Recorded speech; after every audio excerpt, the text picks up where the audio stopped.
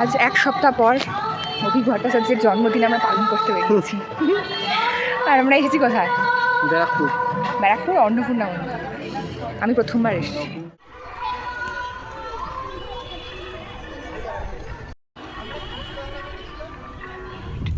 কি ভালো, ফাঁকা ফাঁকা, কত বড় বড় জায়গা। গুড, কি সুন্দর, কেমন লাগছে বল? শুধু হাওয়া দিচ্ছে।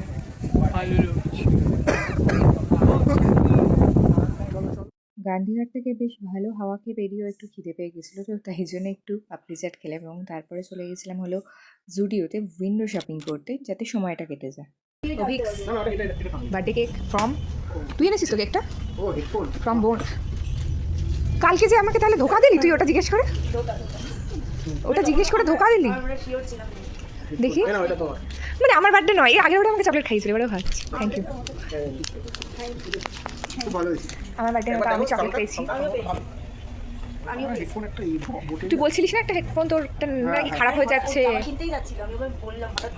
যে ওর হেডফোনটা খারাপ হচ্ছে, এটা এটা নিয়ে অনেকদিন প্যান প্যান করছে, তাই না? আমি ওটা দরকারি জিনিস দেবো বলেছি, বলছি না।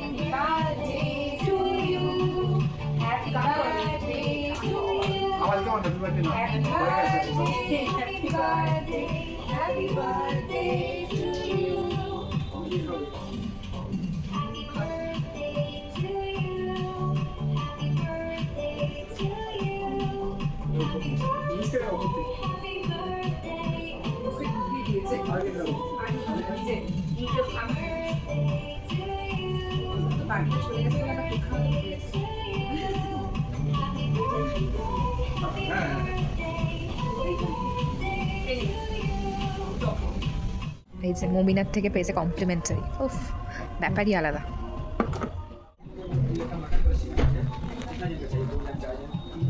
সবটা শেষ করতে হবে কিন্তু, শেষ করতে হবে তো, শেষ করবি তো পুরোটা?